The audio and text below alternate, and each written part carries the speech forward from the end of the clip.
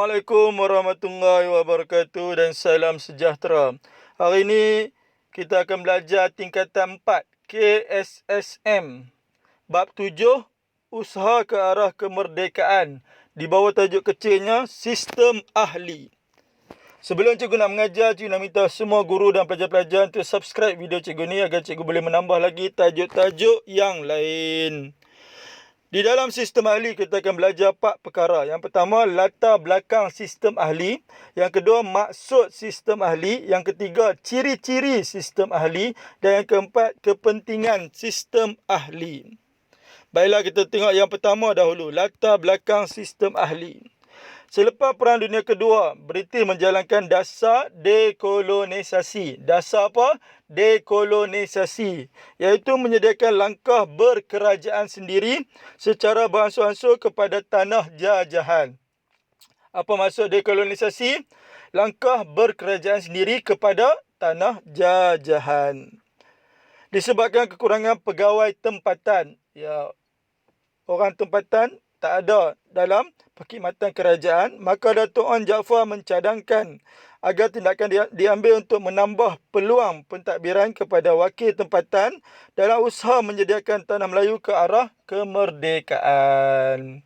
Disebabkan tak ada pegawai tempatan dalam perkhidmatan kerajaan yang diterajui oleh British, jadi Datuk Onn mencadangkan apa? Mencadangkan supaya ditambah peluang pentadbiran kepada wakil tempatan dalam usaha untuk mencapai kemerdekaan. Cadangan Datuk Onn tersebut selaras dengan dasar British, iaitu dasar apa? Dekolonisasi. Langkah berkerajaan sendiri. Ini mendorong kepada pembentukan sistem ahli. Cikgu ulang balik nak. Selepas Perang Dunia Kedua, British menjalankan dasar apa? Dekolonisasi. Apa maksud dekolonisasi? Langkah berkerajaan sendiri kepada tanah jajahan. Disebabkan kekurangan pegawai tempatan. Apa cadangan Datuk Onn? Datuk Onn mencadangkan supaya ditambah peluang pegawai tempatan dalam perkhidmatan kerajaan yang diterajui oleh British. Hal ini bertujuan untuk mencapai kemerdekaan. Cadangan itu selaras tak dengan dasar dekolonisasi British? Ya, selaras dengan dasar dekolonisasi British. Jadi mendorong terbentuknya sistem ahli. Pada tahun 1951, Sir Henry Gurney, iaitu Pesuruhjaya Tinggi British, mengumumkan senarai anggota sistem ahli.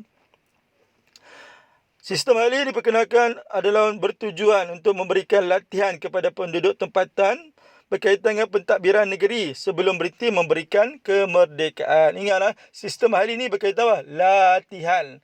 Latihan kepada penduduk tempatan berkaitan dengan pentadbiran sebelum mencapai kemerdekaan. Jadi sistem ahli ini benar apa? Latihan berkaitan dengan pentadbiran. Sistem ahli dilaksanakan pada bulan April 1951 hingga Jun 1955. Bila dilaksanakan? April 1951, iaitu selepas Sir Henry Gurney mengumumkan senarai keanggotaan sistem ahli, sehinggalah Jun 1955, iaitu sebelum pilihan raya Majlis Perundangan Persekutuan MPP pada bulan Julai 1955. Beza sebulan je. Jadi dia dilaksanakan bila?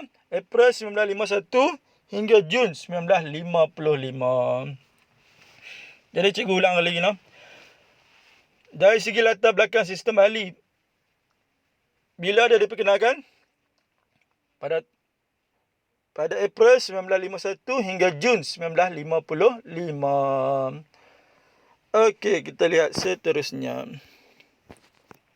Pada tahun 1954 berlaku rombakan sistem ahli, di mana beberapa portfolio baru diwujudkan dan dipegang oleh warga negara Persekutuan Tanah Melayu yang menjadi anggota MPP. Pada tahun 1954, wujud penambahan dalam portfolio di bawah sistem ahli. Hal ini bertujuan untuk memberikan peluang kepada penduduk tempatan memegang lebih banyak jawatan dalam pentadbiran kerajaan British.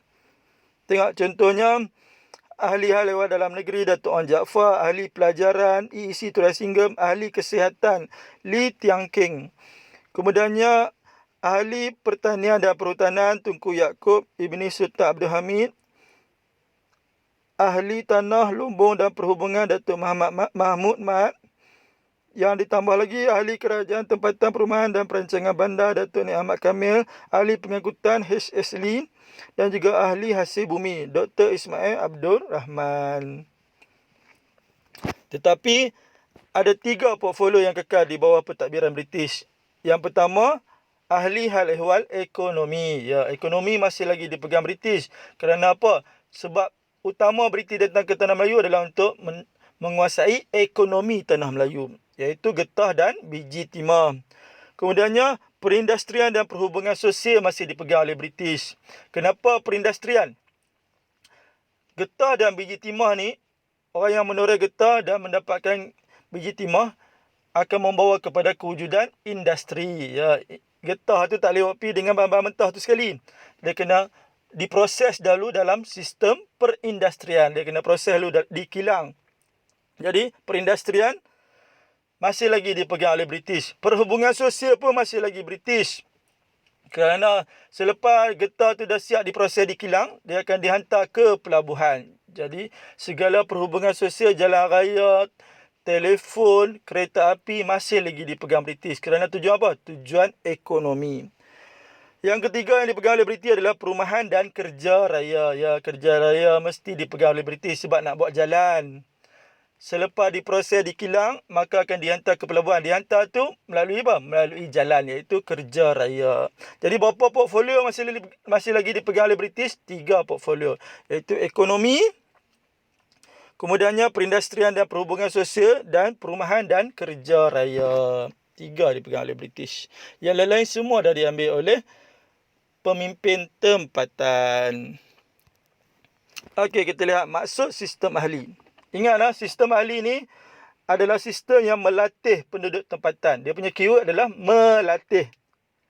Apa maksud sistem ahli? Melatih. Melatih siapa? Penduduk tempatan menerajui atau mengetuai pentadbiran Persekutuan Tanah Melayu. Jadi apa maksud sistem ahli? Melatih penduduk tempatan mengetuai pentadbiran Persekutuan Tanah Melayu. Latihan tu latihan berkaitan dengan apa? Latihan berkaitan dengan pentadbiran negeri. Ingatlah, latihan tu latihan berkaitan apa? Latihan berkaitan pentadbiran negeri sebelum British memberikan kemerdekaan. Jadi apa maksud sistem ahli? Sistem ahli adalah melatih. Melatih siapa? Penduduk tempatan untuk apa? Untuk menerajui pentadbiran Persekutuan Tanah Melayu. Latihan tu latihan berkaitan apa? Latihan berkaitan pentadbiran negeri sebelum British memberikan kemerdekaan. Okey, kemudian beberapa orang anggota Majlis Perundangan Persekutuan diberikan tanggungjawab untuk mentadbir beberapa jabatan dan agensi kerajaan. Ya, siapa yang diberikan peluang untuk mentadbir, untuk mendapat latihan, iaitu anggota Majlis Perundangan Persekutuan. Mereka inilah yang akan mentadbir, yang akan menganggotai sistem ahli, iaitu anggota dalam MPP. Mereka akan pegang jawatan di mana? Di beberapa jabatan dan agensi kerajaan. Tengok, apa formula untuk masuk sistem ahli? Letih tapir menari merdeka. Letih itu merujuk pada melatih. Melatih berasal dari perkataan latih. Cikgu ubah kepada perkataan letih. Tapir merujuk pada pentadbiran. Pentadbiran berasal dari perkataan takbir. Takbir ni cikgu ubah kepada perkataan tapir. Persamaan pada huruf TA di depan. Menari merujuk pada negeri. Persamaan pada sebutan ri di belakang. Negeri. Ada 3 sebutan. Sebutan lah ada ri. Sama dengan menari. Sebutan lah ada ri juga. Jadi menari merujuk pada negeri. Merdeka merujuk pada merdeka juga. Letih tapir menari merdeka. Letih tu merujuk pada melatih. Melatih siapa? Penduduk tempatan. Tapir mentadbir Persekutuan Tanah Melayu. Menari latihan mentadbir negeri. Merdeka sebelum British memberi kemerdekaan. Okey, tengok seterusnya. Ciri-ciri sistem ahli. Ada 5 semua ciri. Yang pertama, sistem kabinet bayangan yang terdiri daripada beberapa orang pegawai tadbir dan tokoh masyarakat. Yang kedua, ahlinya bertaraf menteri. dan bertanggungjawab menjaga portfolio yang mengandungi jabatan dan agensi kerajaan. Depa kena jaga apa, Menteri? Kena jaga portfolio yang ada apa? Yang ada jabatan dan agensi kerajaan. Pesuruhjaya Tinggi British berkuasa terhadap ahli. Semua ahli ikut cakap siapa? Ikut cakap Pesuruhjaya Tinggi British. Ahli dilantik oleh Pesuruhjaya Tinggi British dengan perkenan atau persetujuan Majlis Raja-Raja Melayu. Ahli bertanggungjawab. Tugas ahli mencadangkan undang-undang yang berkaitan dengan jabatannya untuk dibentangkan dalam MPP. Jadi formula untuk ciri-ciri sistem ahli. Kabinet baru ahli, tinggi dan cantik. Tengok penerangan formula. Kabinet merujuk kepada kabinet juga. Baru merujuk pada bayangan. Sebutan bayangan. Ada 3 sebutan. Bayangan. Cikgu ambil sebutan pertama. Bayangan baru. Baru merujuk pada apa? Bayangan. Ahli merujuk pada ahli. Ahli itu Cikgu Bang Ruhiz menjadikannya ahli.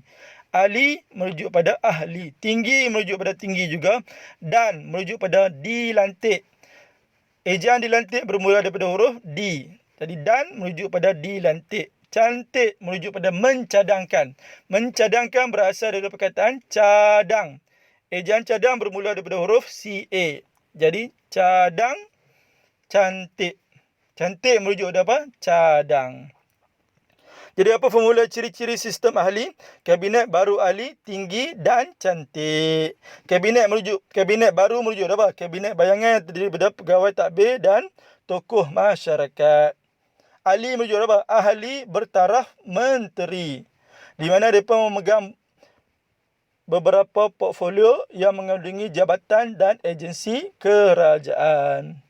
Tinggi merujuk pada Pesuruhjaya Tinggi British berkuasa terhadap ahli. Dan merujuk pada dilantik, ahli dilantik oleh Pesuruhjaya Tinggi British dengan perkenan Majlis Raja-Raja Melayu. Cantik merujuk pada ahli mencadangkan undang-undang yang berkaitan dengan jabatannya untuk dibentangkan dalam MPP. Jadi apa formula ciri-ciri sistem ahli? Kabinet baru ahli, tinggi dan cantik. Okey, akhir sekali kita lihat kepentingan sistem ahli. Ada 4 semua kepentingan. Bila disebut sistem ahli ni dia punya perkataan yang paling penting, keyword dia adalah melatih. Ingatlah, sistem ahli ni keyword dia apa? Melatih. Sama dengan maksud tadi. Apa maksud sistem ahli? Melatih penduduk tempatan. Ya, melatih. Kepentingan pun, yang pertama mestilah melatih penduduk tempatan ke arah berkerajaan sendiri. Kepentingan kedua, pendedahan kepada penduduk tempatan tentang cara mentadbir dan menerajui atau mengetuai kerajaan menjelang kemerdekaan. Kepentingan ketiga, perpaduan kaum dapat diwujudkan kerana ahlinya terdiri daripada pemimpin pelbagai kaum. Dan kepentingan keempat, kemerdekaan yang diperolehi terbukti mendapat sokongan seluruh penduduk Persekutuan Tanah Melayu. Tak kira Cina, India, Melayu, semua sokong kemerdekaan yang kita capai pada 31 Ogos 1957. Jadi formula untuk kepentingan sistem ahli ialah letih bedah baju mereka. Letih bedah apa? Letih bedah baju mereka. Tengok penerangan formula. Letih merujuk pada melatih. Melatih berasal dari perkataan latih. Cikgu ubah kepada perkataan letih. Bedah merujuk pada pendedahan. Pendedahan berasal daripada perkataan dedah. Dedah cikgu ubah kepada perkataan bedah. Persamaan pada sebutan kedua. Dedah ada 2 sebutan. De dengan dah. Sebutan kedua ada apa? Dah. Cikgu ubah kepada perkataan bedah. Bedah, dedah. Baju merujuk pada perpaduan. Perpaduan berasal daripada perkataan padu. Padu cikgu ubah menjadi baju. Cikgu kekalkan huruf A dengan U. Padu ada A dengan U. A di tengah-tengah, U di belakang. Sama dengan baju. Ada A di tengah, U di belakang. Jadi, baju merujuk pada padu. Mereka merujuk pada kemerdekaan.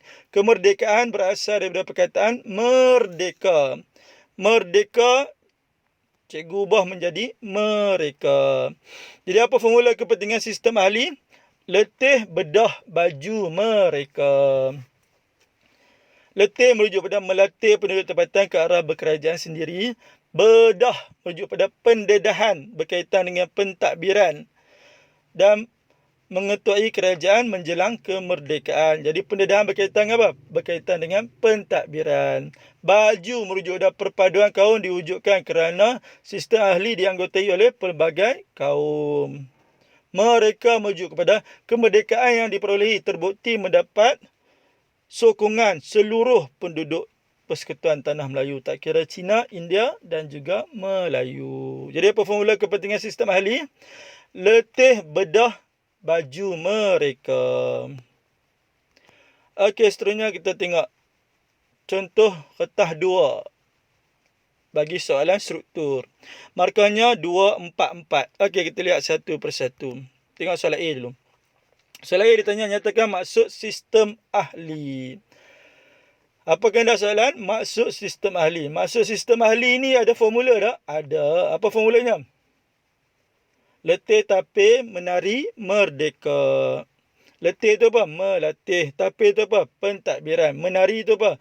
Negeri, iaitu pentadbiran negeri. Mereka tu apa? Sebelum British memberi kemerdekaan. Tengok di ruangan jawapan soalan struktur ni ada nombor 1 Roman, 2 Roman tak? Tak ada. Jadi kena jawab dalam bentuk ayat. Setiap ayat wajib ada pembuka. Tengok pembukanya. Maksud sistem ahli ialah sistem yang melatih. Formulanya apa? Letih. Melatih siapa? Penduduk tempatan untuk mengetuai pentadbiran Persekutuan Tanah Melayu. Titik. Ada lagi tak jawapan lain? Ingat balik formula.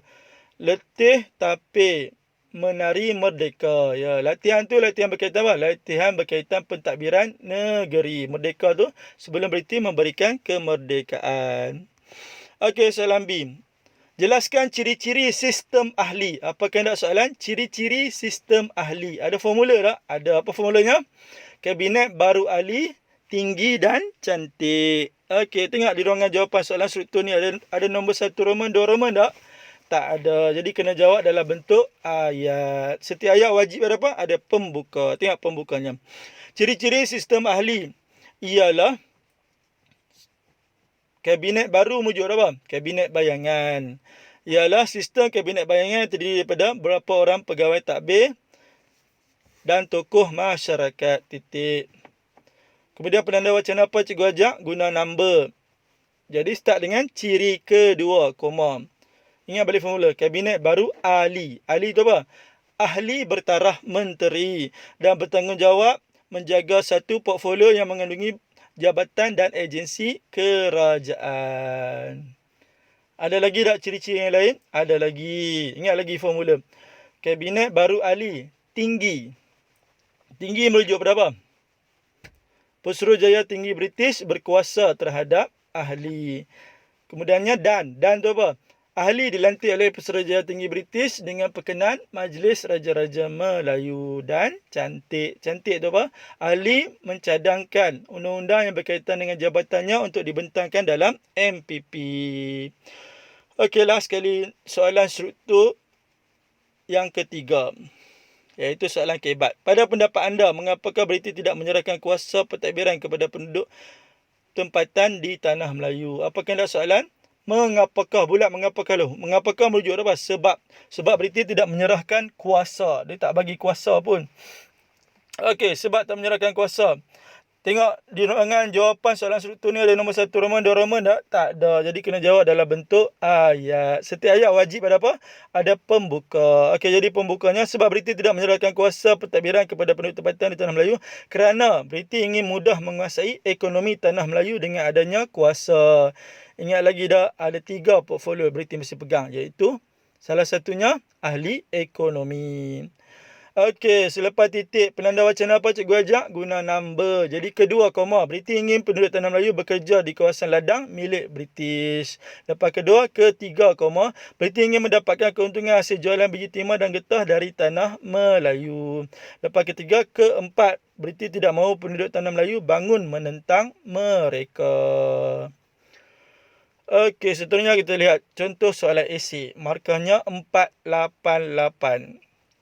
Okey, kita lihat satu persatu. Soalan A dulu. Terangkan latar belakang sistem ahli. Apa kehendak soalan? Latar belakang sistem ahli.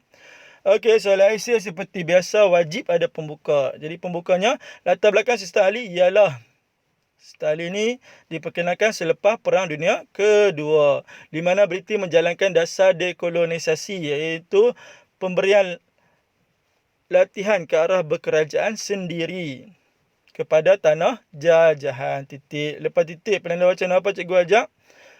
Kedua, ya. Kedua, disebabkan oleh kekurangan pegawai tempatan dan dalam perkhidmatan kerajaan, Datuk Wan Jaafar mencadangkan ditambah peluang pentadbiran kepada wakil tempatan dalam usaha menjadikan tanah Melayu ke arah berkerajaan sendiri ataupun ke arah mencapai kemerdekaan. Cadangan Datuk Wan tersebut selaras dengan dasar British. Hal ini membawa kepada pembentukan sistem ahli. Ya, lepas Datuk Wan cadangan itu selaras dengan dasar dekolonisasi British, ya sangat selaras. Jadi membawa kepada pembentukan sistem ahli. Kemudiannya ada lagi tak? Dalam latar belakang ada lagi. Kemudiannya Sir Henry Gurney pada tahun 1951 mengumumkan senarai anggota sistem ahli. Apa tujuannya? Tujuannya adalah untuk memberikan latihan pentadbiran kepada penduduk tempatan untuk mencapai kemerdekaan. Bila sistem ahli diperkenalkan? Pada April 1951 hingga Jun 1955. Okey, tengok soalan B. Soalan B ditanya, jelaskan ciri-ciri sistem ahli. Apa kehendak soalan? Ciri-ciri sistem ahli. Ada formula tak? Ada. Apa formulanya? Kabinet baru ahli, tinggi dan cantik. Okey, soalan esei ni seperti biasa wajib ada pembuka. Jadi pembukanya, ciri-ciri sistem ahli ialah merupakan sistem kabinet bayangan yang terdiri daripada beberapa orang pegawai tadbir dan tokoh masyarakat. Penanda wacana apa cikgu ajak? Guna number. Jadi kedua, koma. Ahli bertaraf menteri dan bertanggungjawab menjaga portfolio yang mengandungi jabatan dan agensi kerajaan. Lepas kedua, ketiga.